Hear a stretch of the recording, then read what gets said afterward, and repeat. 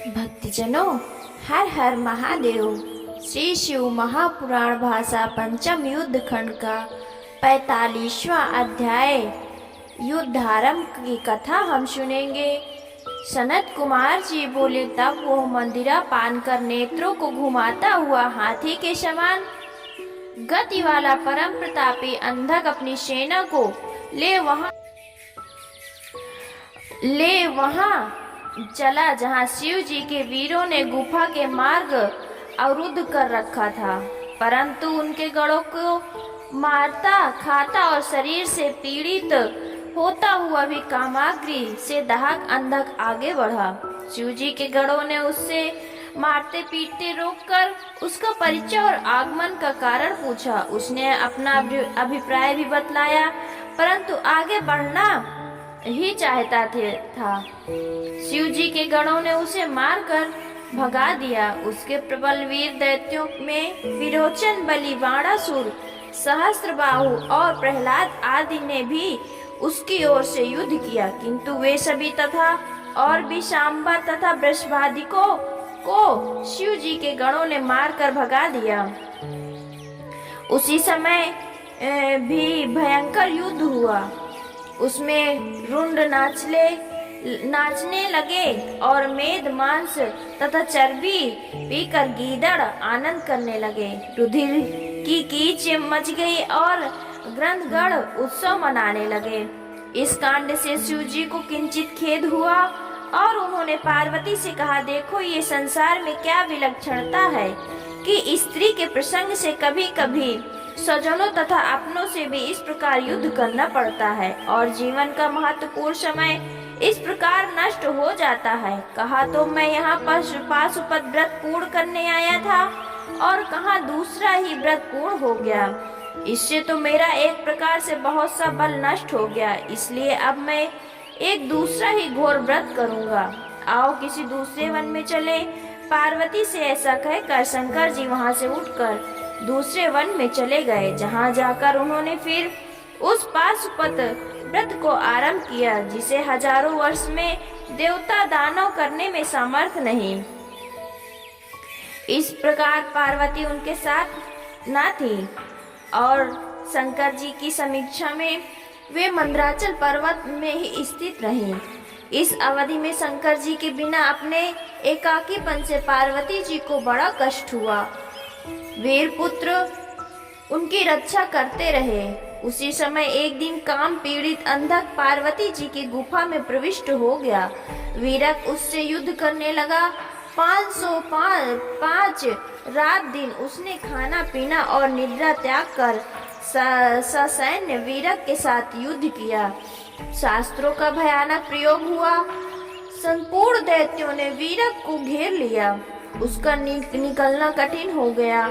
तब उस समय संकट आया। देख, गुफा में बैठी हुई पार्वती जी ने अपनी सखियों के साथ एकाग्र चित्त से ब्रह्मा विष्णु सहित इंद्रादिक सभी देवताओं और वीरों का जो स्मरण किया, तो देवताओं की समस्त सेना स्त्री वेग में शीघ्र ही वहां उपस्थित हुई।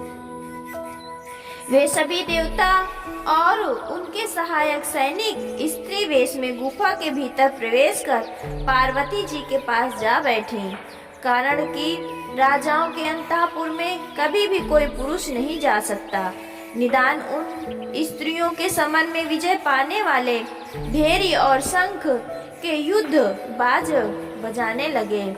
उन बातों को सुनकर पार्वती जी का गढ़ वीरक, जो उस समय युद्ध में मूर्छित हो गया था, सचेष्ट हो उठा और महारथियों के साथ शस्त्रों को ग्रहण कर उसी के शास्त्रों से उन्हें मारने लगा तथा तब तक हाथ में दंड लिए ब्राह्मणी तथा क्रोध में व्याप्त चित्त गौरी शंख, चक्र, गदा और धनुर्धारी बाहुदंड पूर्ण नारायणी वज्र लिए इंद्राणी और इसी प्रकार देवताओं की देवी नाम वाली सभी देवियां अपने अपने विविध आयुधों से युक्त हो उस दैत्य की अपार सेना को देख हृदय में दुखी हो गए। उनसे कुछ कहते न बना।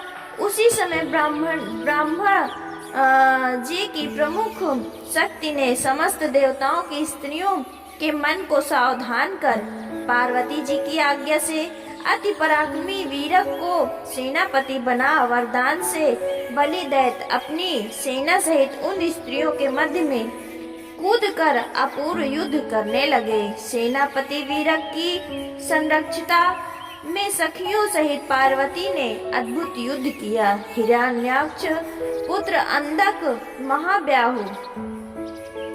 महाव्यूह की रचना कर हजारों वर्ष तक वहां युद्ध करता रहा। पार्वती जी की सहायिका स्त्री सेना निरंतर युद्ध करती रही।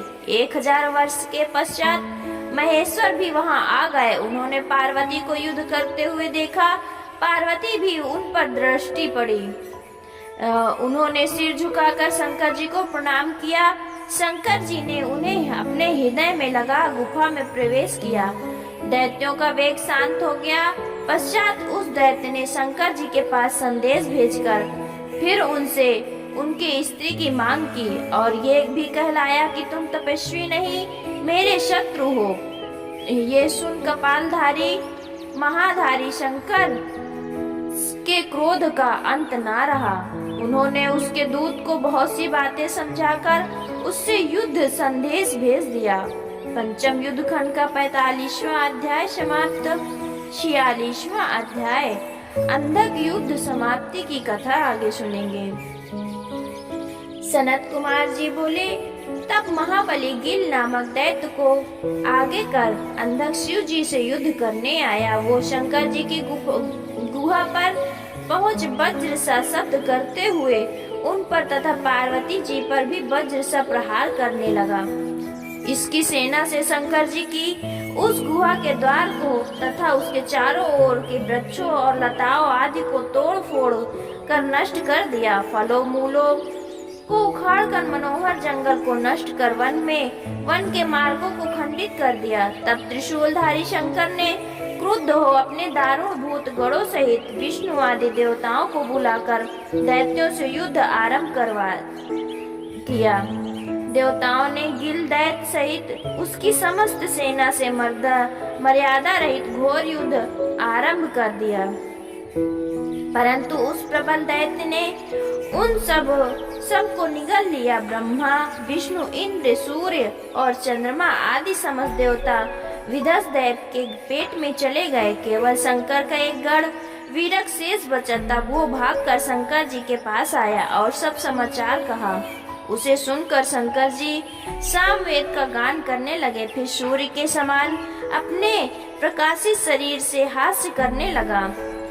उसके अट्टहास से समस्त अंधकार दूर हो गया। वीरक ने उन दैत्यों से बड़ा युद्ध किया। इधर उधर उस दैत्य ने नंदी को निगल लिया। तब नंदी को निगल देख कपार्दी भगवान शंकर ने वृषभ पर चढ़कर मंत्र जपते हुए निगले हुए को उगलवाने के लिए युद्ध में आए। उन्होंने अपने तीव्र बाणों से विध्वंस को मार मार कर उस दैत्य के मुख से विष्णु सहित ब्रह्मा, इंद्र, सूर्य, चंद्रमा आदि को उगलवा लिया।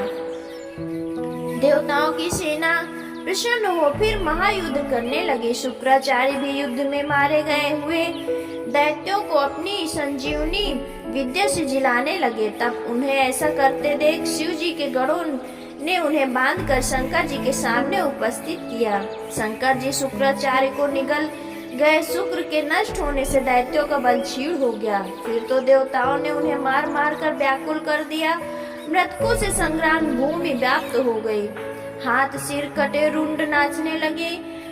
प्रमत्त बेताल आदि मुर्दों का मांस खाने भक्षण करने लगे। इस प्रकार बहुत समय तक हिरण्यकश्यप के वंश में उत्पन्न दैत्य महेंद्र से युद्ध करके हार गया।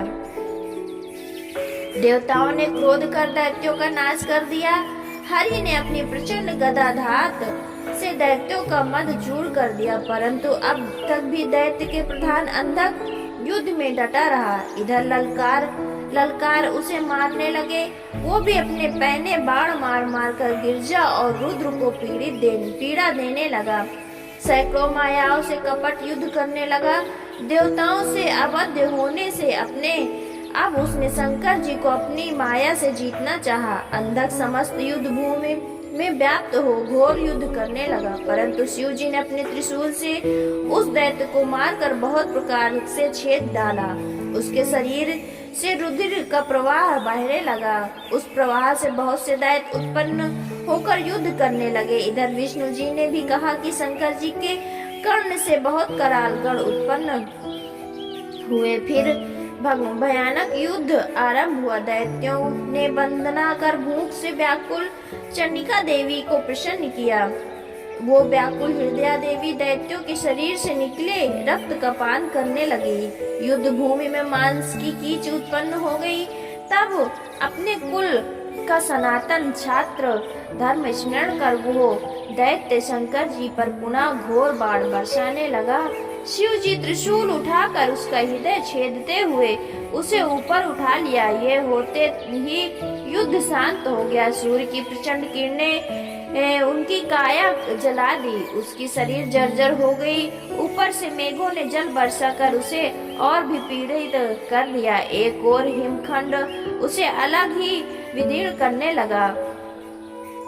फिर भी उस दैत्येंद्र के प्राण नहीं निकले। तब वो करुणा सागर परम दयालु शंकर जी की स्तुति करने लगा। शिव जी ने प्रसन्न हो उसे गणापत्य पद दिया और युद्ध समाप्त हो गया।